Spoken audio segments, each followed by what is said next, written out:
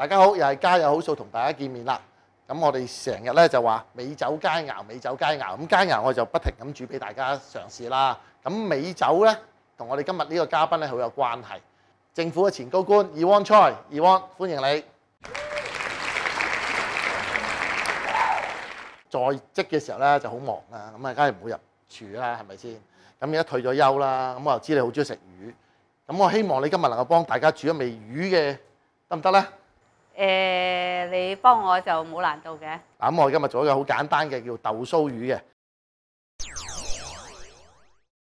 咁咧，我哋嘅材料就好簡單嘅啫。嗱，我哋有呢個蒜蓉啦，有呢個辣豆瓣醬啦，我哋有少少嘅白砂糖啦，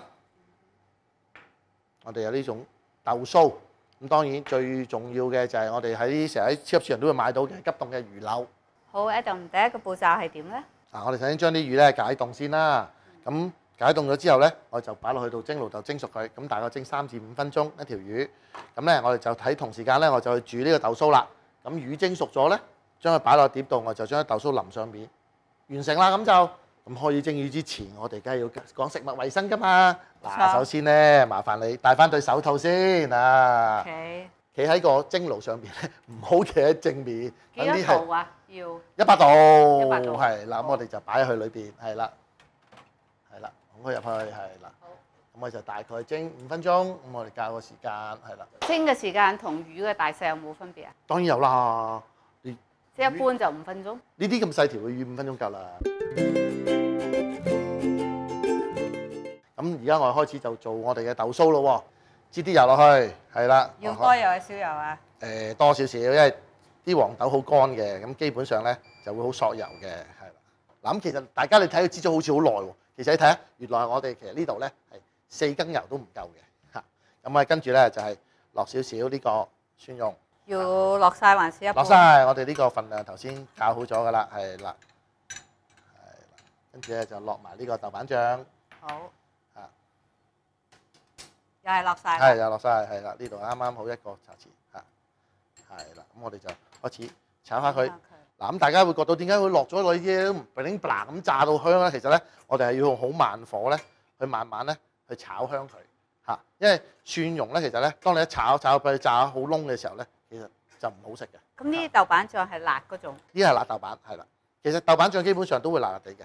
咁我哋而家落少少白糖，係啦。好啦，咁我哋就開始嚇。但係呢度係咪全部要落晒㗎？呢度200 gram 嗱，其實我哋咧，我哋可能我哋有陣食個魚咧，我用唔晒咁多嘅。但係其實呢樣嘢就唔緊要嘅。我煮好咗之後咧，就可以落個樽，雪翻落雪櫃，幾易食咧就要翻出嚟就得啦。呢個係屬於咩菜啊？呢個咧係屬於湖南嘅湘菜嚟嘅，其實Yvonne嗱，我哋成日都煮好多美酒佳肴嘅嘢嚇，成日講美酒佳肴，我知道啦。香港美酒咧就係你係幕後功臣嚟嘅嚇。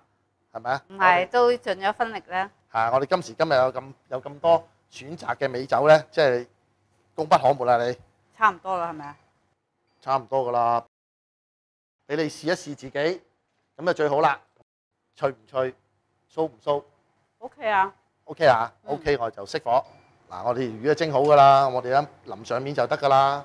OK，咁麻煩你啦。係啦，你可以拉出嚟嘅，成個盤拉出嚟係啦。哇！眼鏡都〜蒸咗啦，係啊係。鋪喺面係啦，慢慢鋪喺面，唔使好厚嘅嚇。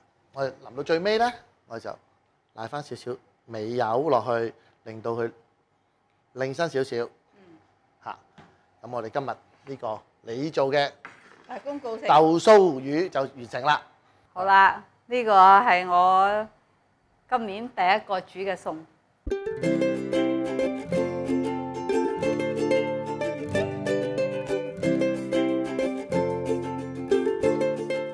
嗱，Yvonne你自己整㗎啦，嗱你自己試試先啦，好唔好啊？好，睇下可唔可以？睇下你怕唔怕時自己先嚇，